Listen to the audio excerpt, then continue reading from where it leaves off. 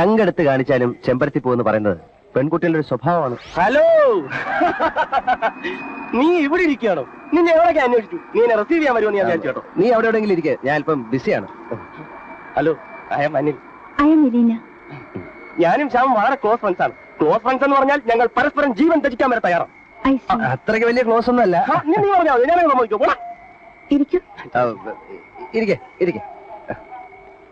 ഞങ്ങൾ ഒരുമിച്ച് വർക്ക് ചെയ്തവരാണ്. എനിക്കൊരു ഇന്റർനാഷണൽ അവാർഡ്. പിന്നെ എന്റെ ഭാവി വധു മിസ് എലീന. ഭാവി വധു. ഞങ്ങളുടെ വിവാഹം ഉടനെ തന്നെ നടക്കും. ഞങ്ങൾക്ക് ചില പേഴ്സണൽ കാര്യങ്ങൾ സംസാരിക്കാനുണ്ട്. പ്രൈവസി ഇടാൻ നന്നായിരിക്കും. അതിനെന്താ, സംസാരിച്ചോളൂ. നമ്മൾ തമ്മിൽ ഒരു പ്രൈവറ്റ് കാര്യമില്ലെന്ന് എലീനയ്ക്കറിയാം.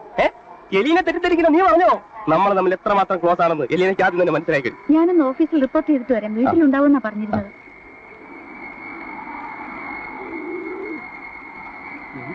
ഇതിനൊക്കെ എവിടെ ഒപ്പിച്ചറിയാ? കണ്ടാ കൊള്ളാവുന്ന ആണുങ്ങളെ പെമ്പിള്ളാര് നോക്കും. അതിന്റെ ഇടയിൽ കയറി വന്ന് കൊളാക്കുന്ന വൃത്തിയോടെ കേട്ടോ. അല്ല, എന്റെ മോതിരവും വാച്ചും ഒക്കെ താഴെ പോയി. ഇന്ദു എന്താ ഇവിടെ? ഫ്ലൈറ്റ് ടൈം മാറ്റിയത് കൊണ്ട് പുതിയ ടൈം ഞാൻ ഓർത്തില്ല. ഇപ്പൊ അല്പം നേരത്തെയാണ്.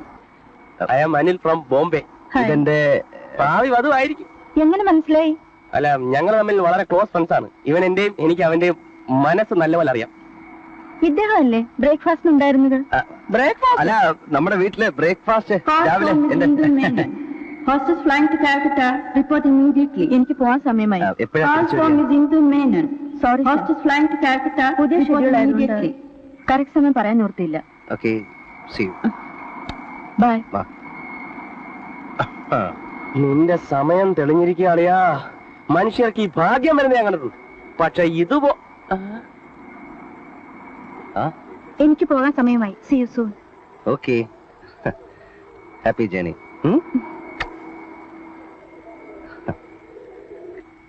സമ്മതിച്ചു വന്നിരിക്കുന്നറിയാ. നിന്നെ ഞാൻ സമ്മതിച്ചു വന്നിരിക്കുന്നു. നമുക്ക് ഈ സെറ്റപ്പ് ഒന്ന് കൊഴിപ്പിച്ചെടുക്കണം. ഞാൻ എന്റെ കംപ്ലീറ്റ് ലഗേജുമായിട്ട് അളിയന്റെ വീട്ടിലോട്ട് വരാം. എന്നിട്ട് അവർ നമുക്ക് നിർത്തിന്ന്. എടാ, ഫ്രോഡ് പണി കാണിച്ച് ഒറ്റയ്ക്ക് ഞാൻ ബോംബെക്ക് പോയില്ലേ? അന്ന് അളിയനും മച്ചപ്പി ഒന്നും ഉണ്ടായിരുന്നില്ല. അതോടുകൂടി നിർത്തി. ഇനി നീയായി നിന്റെ പാടായി, ഞാനായി എന്റെ പാടായി. Good bye. അളിയ അളിയന്റെ ബിൽ.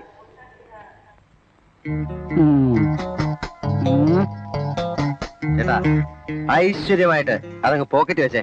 20 രൂപ. പ്രതീക്ഷിക്കുന്ന സഹായം? ചേട്ടന്റെ വായി കിടക്കുന്ന നാവ് നിശബ്ദത പാലിക്കാൻ വേണ്ടിയാണ് ഈ ഫീസ്. വ്യക്തമായില്ല. മറ്റവൻ ലാൻഡ് ചെയ്തിട്ടുള്ളത്. എന്റെ ഇപ്പോഴത്തെ മേൽവിലാസമോ മറ്റ് സംഭവങ്ങളോ ഒന്നും ആ ദ്രോഹി അറിയാൻ പാടില്ല. തന്റെ ആത്മാർത്ഥ സുഹൃത്തല്ലേ? അസൂയക്കും കുശുമ്പിനും കഷണ്ടിക്കും അവനും മരുന്നില്ല. അതുകൊണ്ടാ. അത്രയുള്ളോ? ഏറ്റു. ഇനിയും ഞാൻ വേണ്ടതുപോലെ കണ്ടോ. ഇപ്പൊ ഒന്നുകൂടെ കാണണം.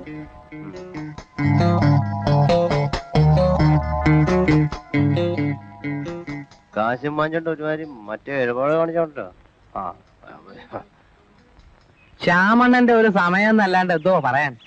കലാക്കാൻ ഒരു ഫ്ലാറ്റ്, 3 അലുവ പോലത്തെ ചരക്കുകൾ, ആകപ്പാടെ ഒരു ഗ്ലാമറുകൾ കണ്ടാ. ഓഹോ, എനിക്ക് അവനെ കാണാൻ കൊതിയായി. വന്നിട്ട് ഇതുവരെ കണ്ടില്ലേ? അതെങ്ങനെ? താമസിക്കുന്ന സ്ഥലം അറിയണ്ടേ? എന്റെ കുട്ടപ്പ, എത്ര രാത്രികൾ അവനെ ഒരു നോക്ക് കാണാൻ കഴിയാതെ ബോംബെയിൽ ഞാൻ ഉറങ്ങാതെ കിടന്നിട്ടുണ്ട്. അയ്യോ കഷ്ടം. എനിക്ക് അവനെ കാണാൻ ധൃതിയായി. അവൻ ഓഫീസിൽ പോയാ പോരെ? വരുന്ന വഴിയല്ലേ കുട്ടപ്പ, ഇങ്ങനെ കൂടെ കയറി ചെല്ലാക്കൂ. എനിക്ക് അവൻ താമസിക്കുന്ന സ്ഥലം കണ്ടാ മതി. അവനെ കണ്ടതുപോലെയാണ്. എനിക്ക് ധൃതിയായി കുട്ടപ്പ. കുട്ടപ്പൻ കൈ കാറി കയറി പറയാം, എല്ലാം പറയാം. കേറ്.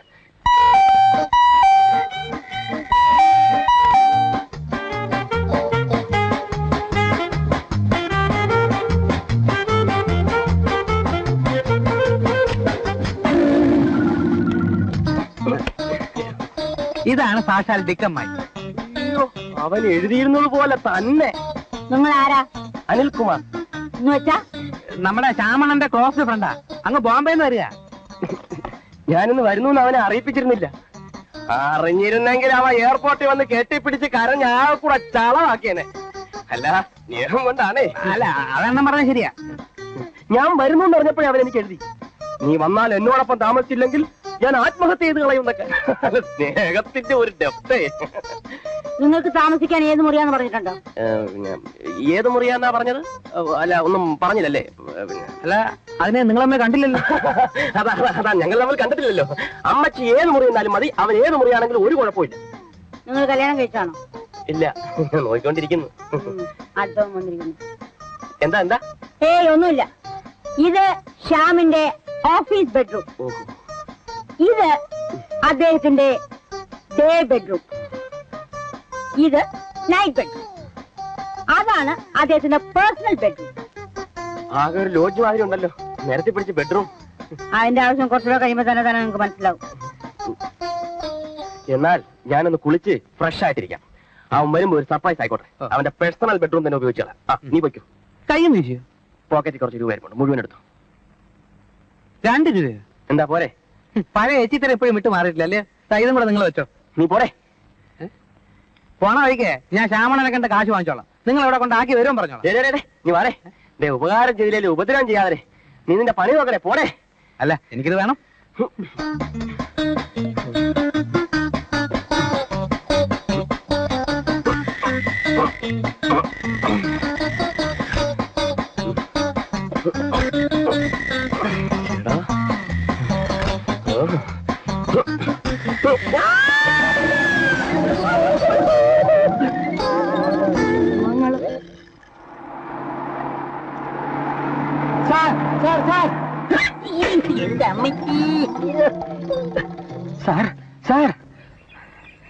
ജീവിക്കാൻ സമ്മതിക്കില്ലല്ലേ? ഇല്ല.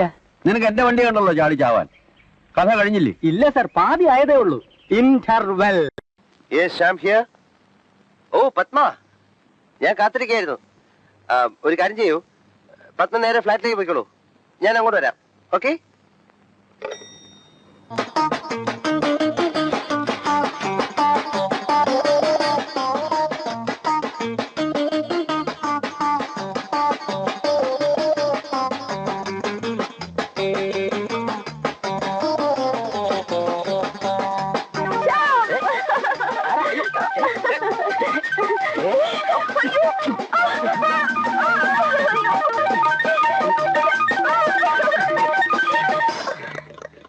ആരാണ് താൻ?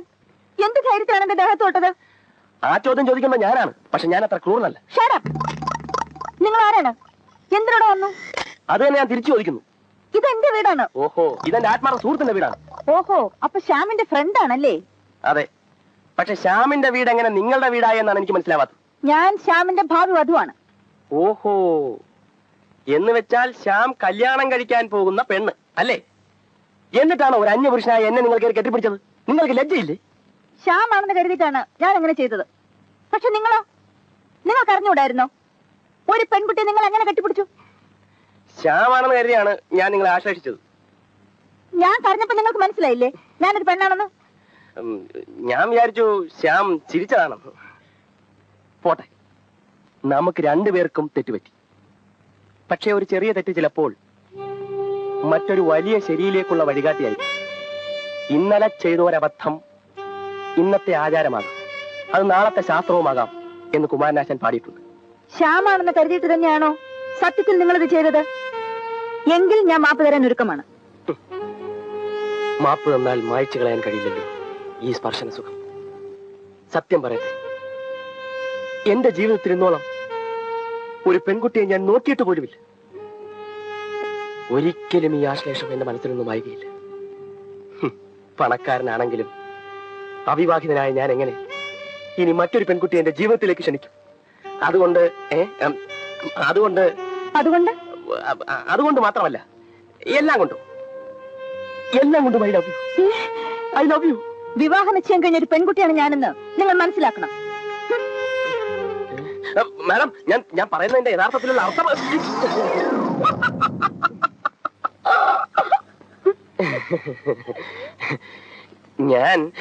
ഞാൻ ആ കുട്ടിയോട് പറയുകയായിരുന്നു ശ്യാം എത്രമാത്രം അവളെ ലവ് ചെയ്യുന്നുണ്ടെന്ന്. ഐ ലവ് യു എന്ന് പറഞ്ഞാൽ ശ്യാം അവളെ ലവ് ചെയ്യുന്നു എന്നാണോ അർത്ഥം? അല്ല, ഐ ലവ് യു എന്ന് ഇവളെ പറ്റി എന്നോട് ശ്യാം പറഞ്ഞതിനെ പറ്റി ഞാൻ അവളോ. മനസ്സിലായി, വിഷമിക്കണ്ട.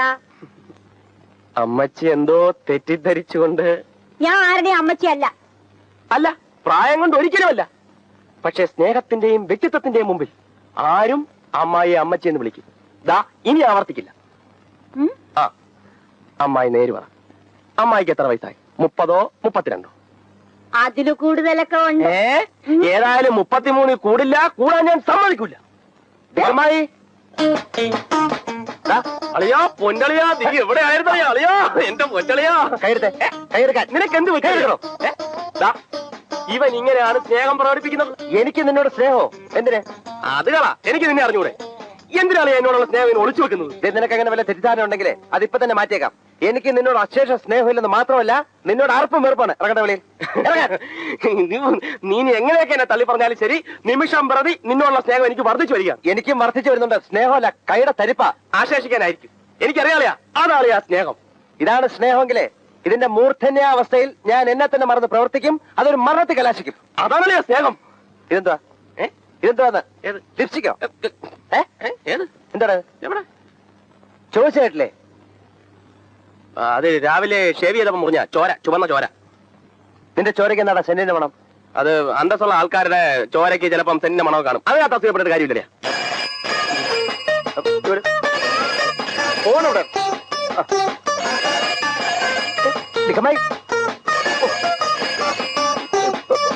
പത്മാതോ? ദൈവമേ,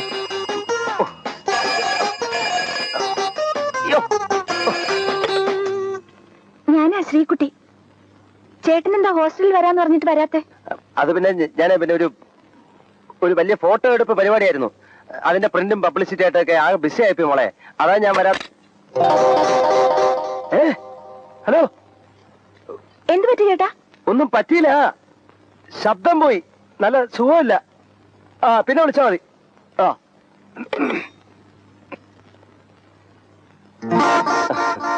ആരാ വിളിച്ചത്? ഡാഡിയാ. വെസ്റ്റ് ജർമ്മനിയിൽ നിന്നൊരു ഗോൾഡൻ പോമറേനിയൻ പട്ടിയെ കൊണ്ടുതരുന്നു. അതിനെല്ലാം സുഖമില്ല, അത്ര കഷ്ടമായിപ്പോയി. What happened? What happened, Shyam? ശബ്ദത്തിന് എന്ത് പറ്റി? എന്റെ ശബ്ദത്തിന് ഇടയ്ക്കിടയ്ക്ക് ഒരു കുഴപ്പമുണ്ട്. പോവും, പിന്നെ തിരിച്ചു വരും. ഓഹോ ശ്യാം, എനിക്കൊരു സന്തോഷ വാർത്ത പറയാനുണ്ട്. എന്താ? ഞങ്ങളുടെ ഫ്ലൈറ്റ് ടൈം മുഴുവൻ മാറ്റാൻ പോവുകയാണ്. അതുകൊണ്ട് ഇപ്പൊ 11:30 എത്തുന്ന ട്രിവാൻഡ്രം ഫ്ലൈറ്റ് ഇനി മുതൽ 7:30 തന്നെ ലാൻഡ് ചെയ്യും. ദാറ്റ് മീൻസ് നമുക്കൊരു ദിവസം 3 മണിക്കൂർ കൂടുതൽ കിട്ടുന്നു അല്ലേ? യെസ്.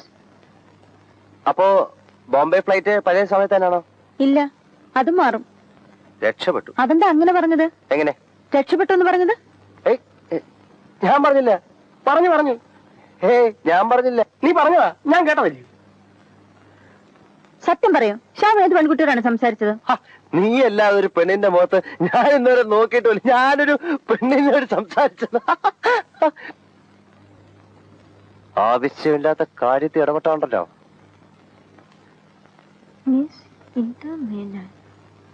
ആരാ ഇന്ദുമേനോൻ? ഒരു ഇന്ദുമേനോൻ എഴുതിയ കത്ത് ഇവിടെ ഇരിക്കുന്നു. ഇന്ദുമേനോനാ? ഞാൻ എഴുതിയതായിരിക്കും. അതിന് നിന്റെ പേര് ഇന്ദുമേനോനാണ്? വഴിയാണോ ഒരു പെണ്ണ് ഇവിടെ എഴുത്തെഴുതി വെക്കൂ? അറിയാം, നമുക്കിത് കണ്ടുപിടിക്കാം. നിനക്ക് അറിഞ്ഞിട്ട് എന്താ കാര്യം? ഇറങ്ങി പോടാപ്പില്ലേ. പക്ഷെ എനിക്കറിയണം ആരാ ഇത് എഴുതിയെന്ന്. അത് പിന്നെ ഇന്ദു പറയും. ഇന്ദു, ഞാൻ കൊറേ ദിവസം കൊണ്ട് ഒരു കാര്യം പറയണമെന്ന് ആലോചിച്ചുകൊണ്ടിരിക്കുകയാണ്. What is this? It's a letter. അതെനിക്കറിയാം. ഇത് ആരെഴുതി, ഇതെങ്ങനെ ഇവിടെ വന്നു എന്ന് എനിക്കറിയണം. ആരാണ് ഇന്ദുമേനോൻ? ഓ, ഇന്ദു മേനോൻ. ഈ താഴത്തെ ഫ്ലാറ്റിൽ താമസിക്കുന്ന മേനോനില്ലേ? മേനോന്റെ ഭാര്യയുടെ അനിയന്റെ മകന്റെ ഭാര്യ ഇന്ദു. മകന് മേനോനാകുമ്പോ മകന്റെ ഭാര്യ മേനോത്തി ആണോല്ലോ ഇന്ദു മേനോൻ. ഇനി ഫ്ലാറ്റ് മാറി ലെറ്റർ ചിലപ്പോ അവിടെയും ഇവിടെയും. ഇതെങ്ങനെ